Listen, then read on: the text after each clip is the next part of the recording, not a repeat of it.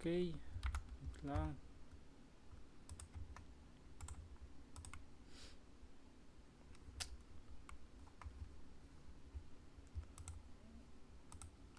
Alright. Alright, good day everyone. Let's have a professional education let review drill. Sa ngayon, prof ed tayo. Sasagutan natin yung 40 question. And kung mabilis yung pace natin, ay pwede nyong i-post yung video para masagutan ninyo or makapag-isip kayo ng tamang sagot. Okay? Merong rationalize dun sa tamang sagot, pero wala tayong rationalize sa ibang choices. Okay? So kung saan kayo nagkamali, pwede nyong i-rationalize. Isulat nyo yung mga sagot ninyo and then balikan ninyo kung saan kayo nagkamali after this video. Okay? So maganda kapag nagsusulat kayo tapos meron kayong mga keywords, right?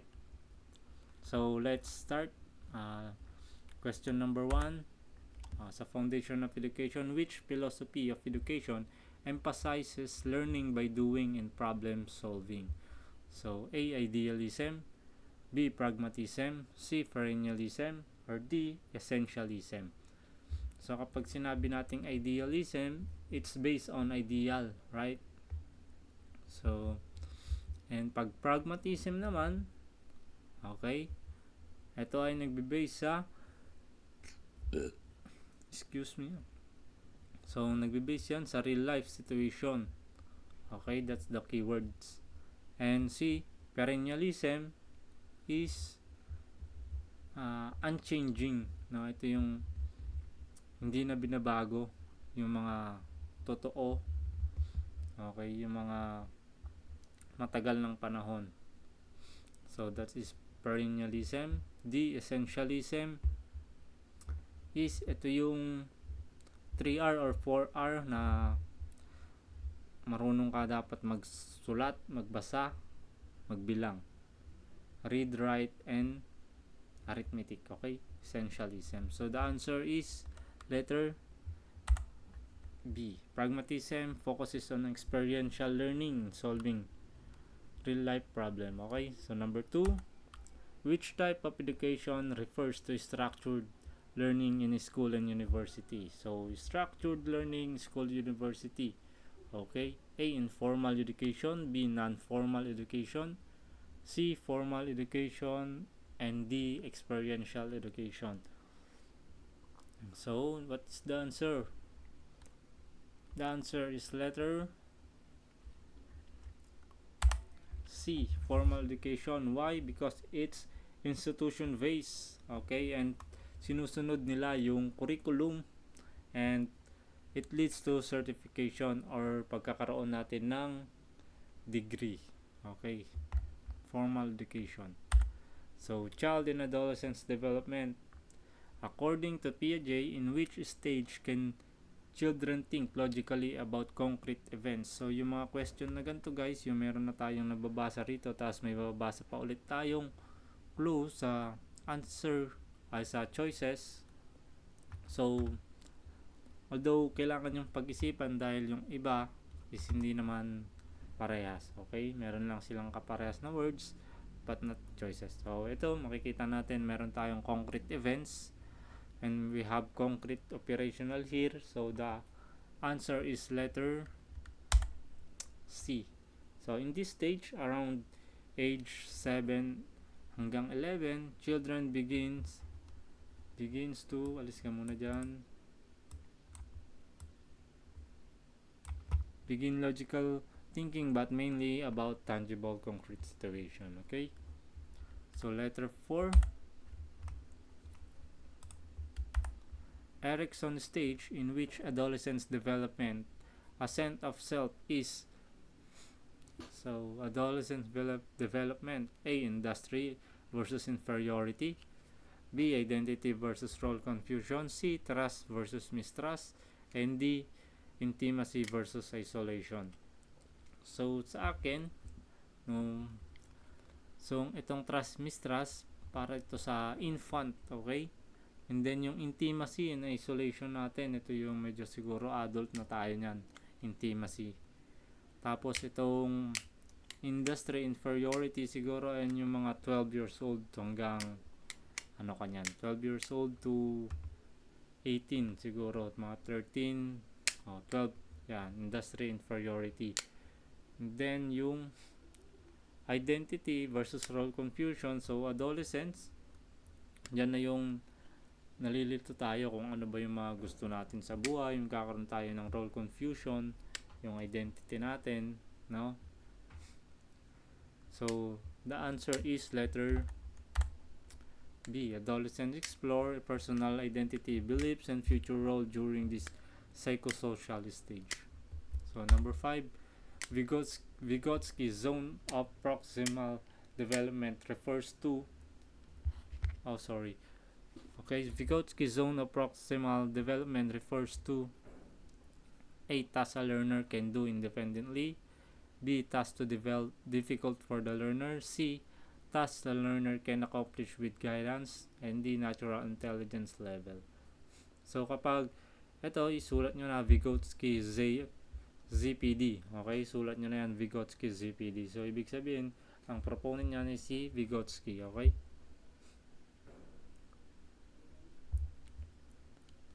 So anong sagot? So letter C. Task learner can accomplish with guidance. So anong sinasabi dyan kapag with guidance, no? That is scaffolding. ZPD is the gap between what learners can do alone and what they can achieve with support, no? So yung with guidance naman is yan is hindi permanent. Yan lang ay hanggang sa matuto yung bata at kaya niya na mag-isa. Okay? So number 6, principle of teaching and learning. Which teaching approach places students at the center of learning? So anong approach yung ginagamit natin para maging student learner centered?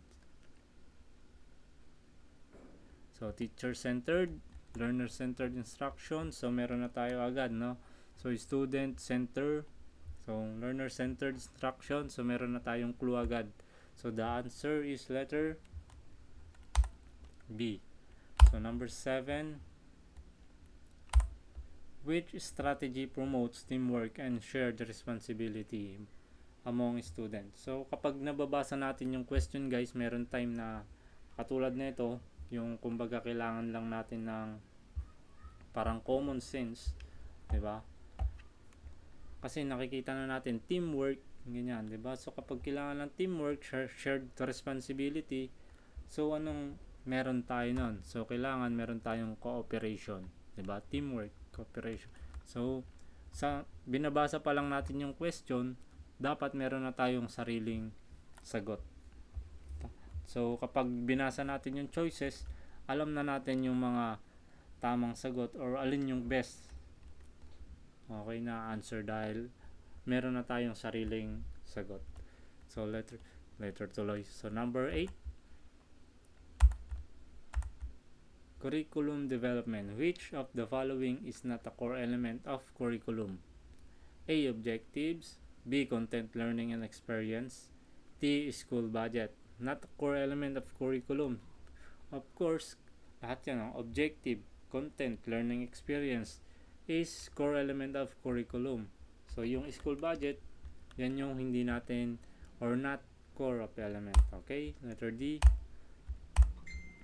The curriculum that is actually delivered by teachers in the classroom is called, so what curriculum is delivered by teacher? Okay, A. Recommended curriculum, B. Written curriculum, taught curriculum, or hidden curriculum. So the answer is letter C. Taught curriculum.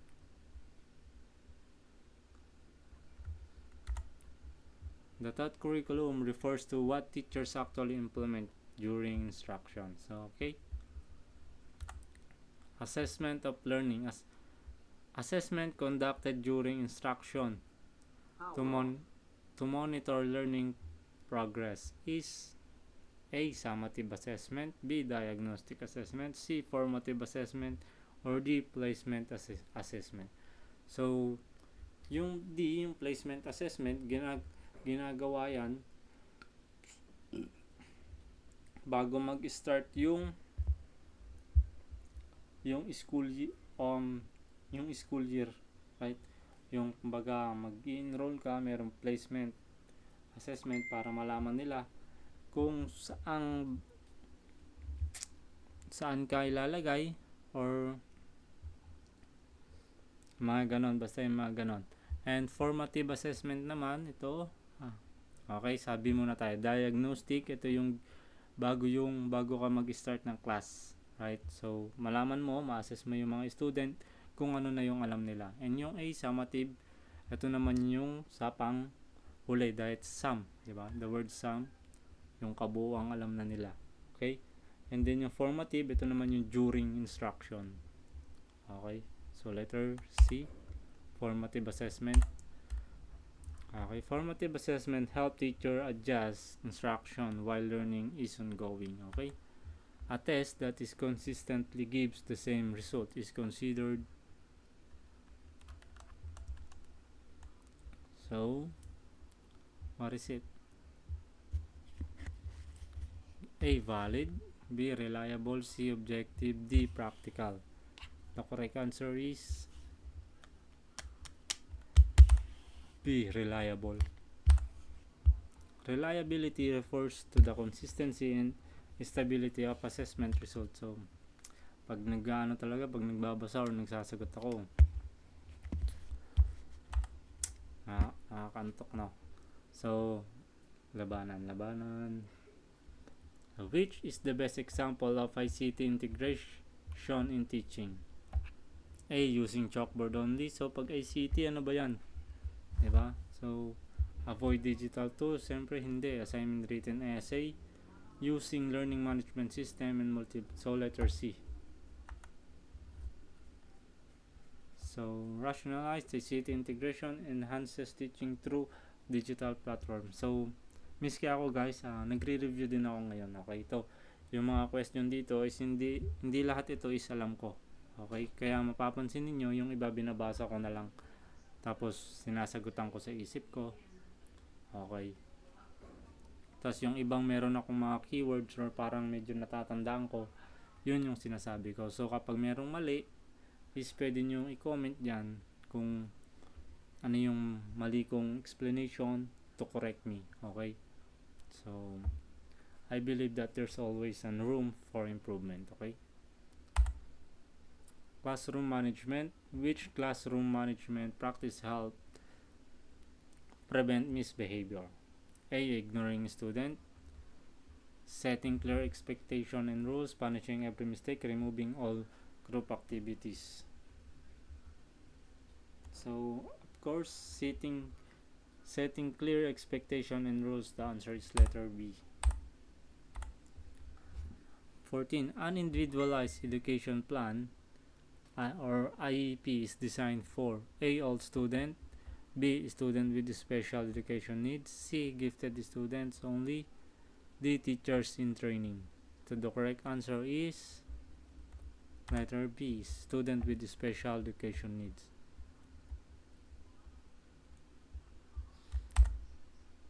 An IEP outlines specific goals, services, and accommodation tailored to a learner with special needs. Okay, so number 15, which intelligence involves sensitivity to sounds, rhythm, and music? So pag sinabi natin, so may clue na tayo dyan. Sounds, rhythm,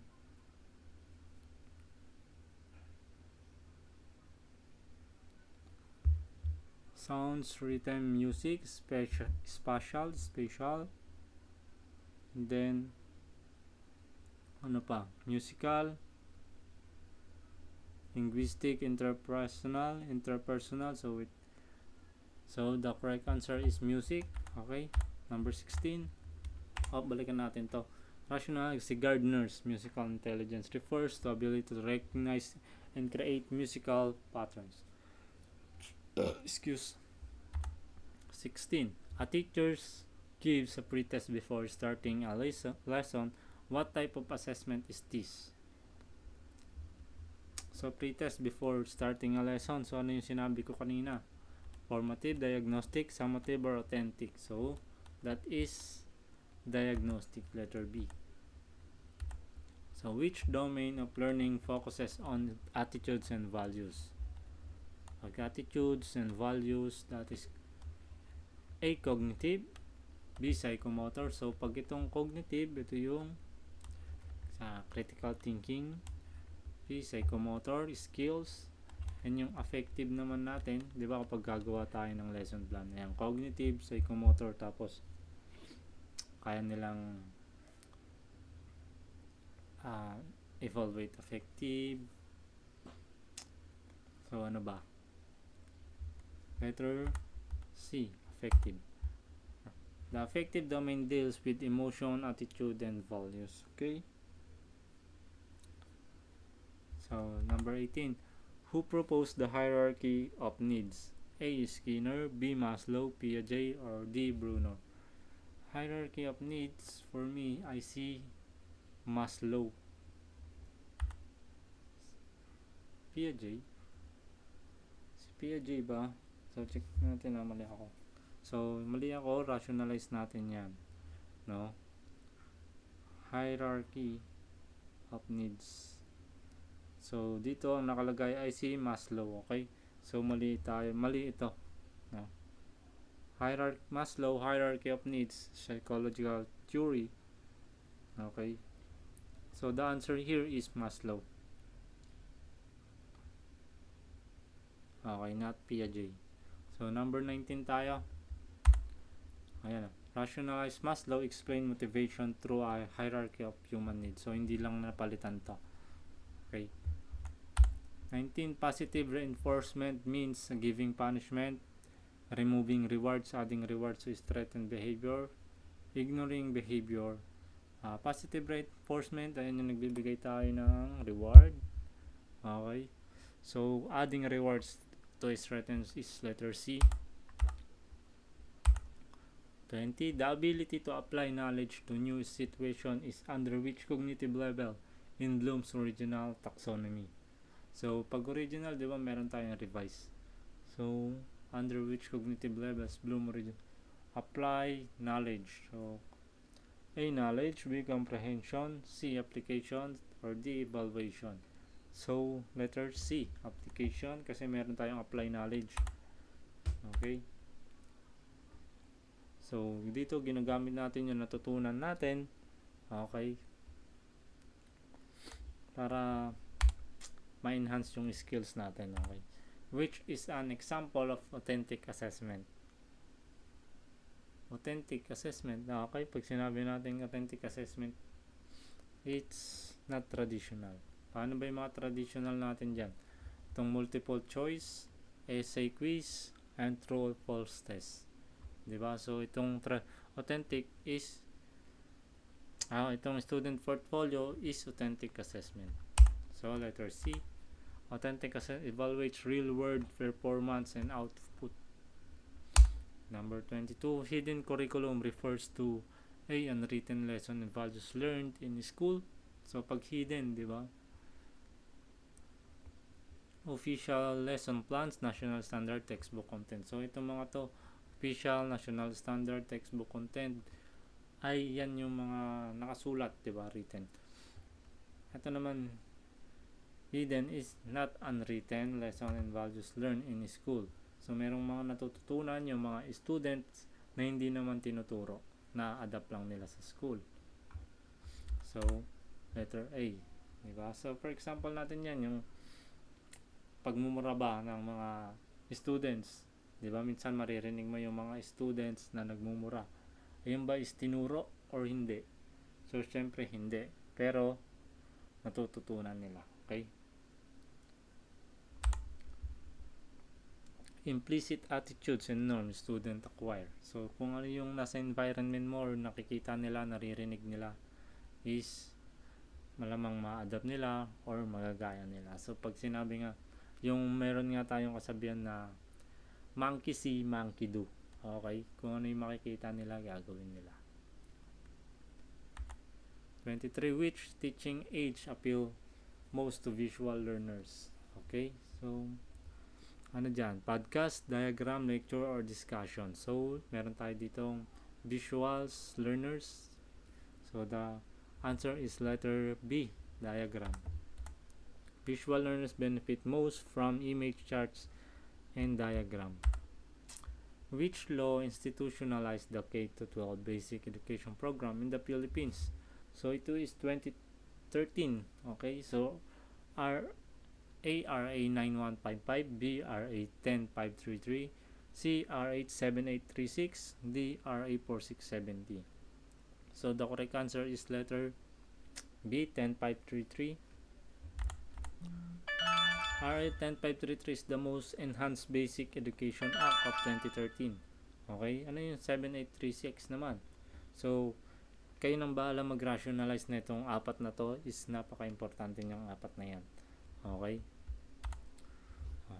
RA 7836 is also known as Magna Carta for Public School Teachers, Philippine Teachers Professionalization Act, C. Governance of Basic Education Act, D. Child Protection Policy. So ito ring apat na choices na to, dapat alam rin natin yan kung ano yung Republic Act yan, okay? Kung anong Republic Act itong mga to. So, R87836, so kung ako is Philippine Teacher Professionalization Act, right? So, letter B ang sagot ko. So, let's see the correct answer. Okay, letter B. This law regulates teacher licensure through the LET. Okay. The Philippine Teachers Professionalization Act regulates teachers licensure through the LET. Okay. So, ito naman, RA 4670 is known as, so isulat nyo guys ha. Ano yung 4670 na yan? A. Magna Carta for Public School Teachers, Child Protection Act, C. Data Privacy Act, or Inclusive Education Act. So, na mas malapit sa akin itong Magna Carta for Public School Teachers. So, letter A ang sagot ko. So, let's see the answer. Letter A.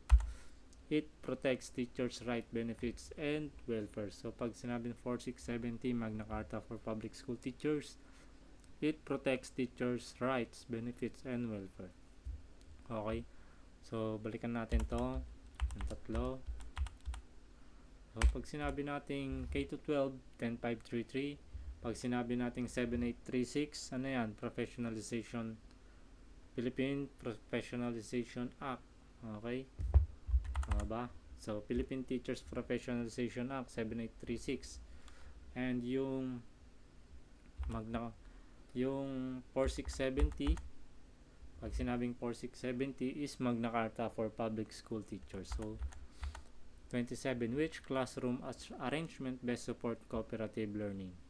So, A. Rows, B. Circle or cluster, auditorium style, teachers only desk focus. So, best support cooperative learning. So, pag cooperative, yan is mas maganda yung circle or cluster. So, yan yung paikot.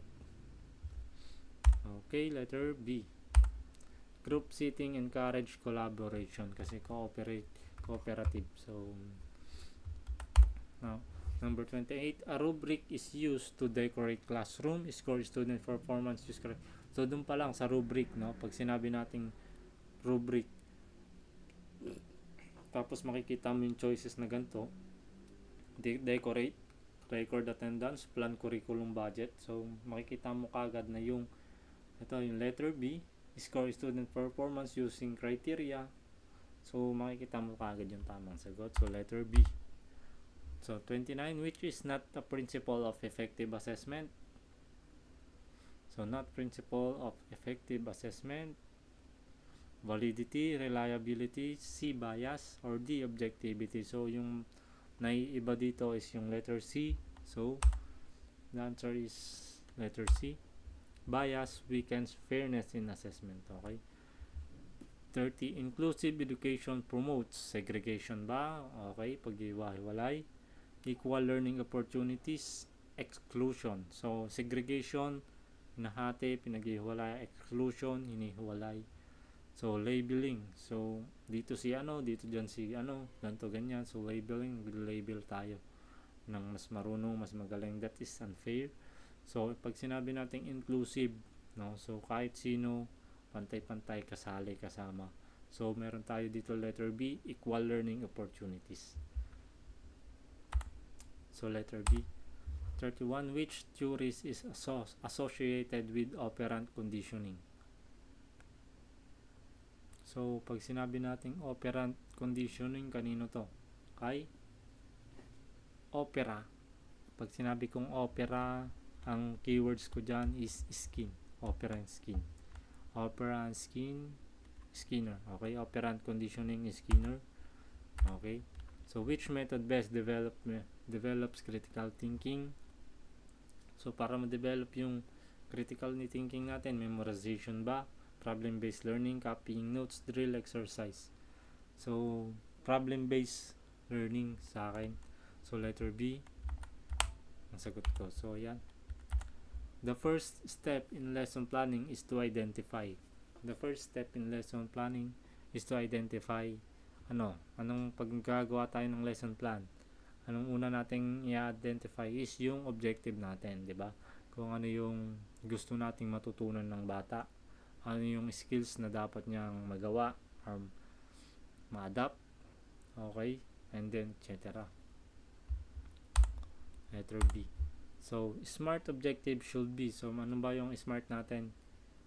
Yung specific, measurable, attainable, ano yung R?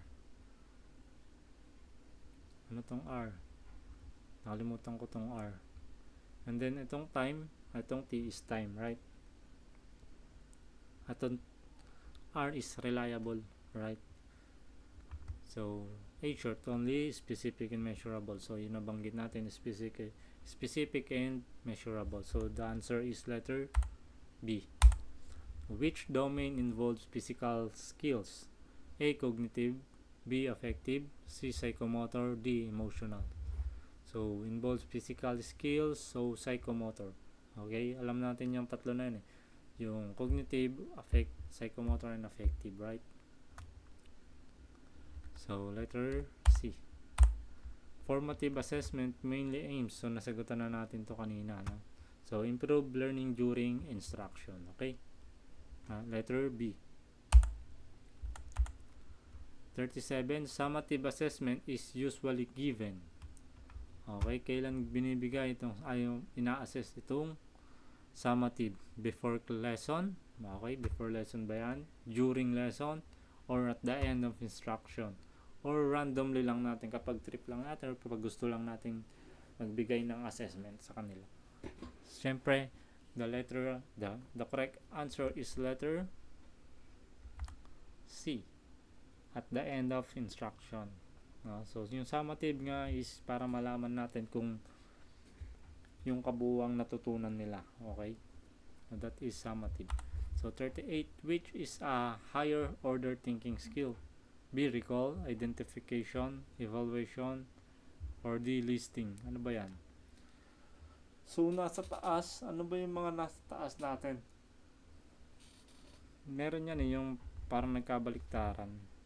Yung evaluation tingin ko, tapos yung ano pa, nakalimutan ko na.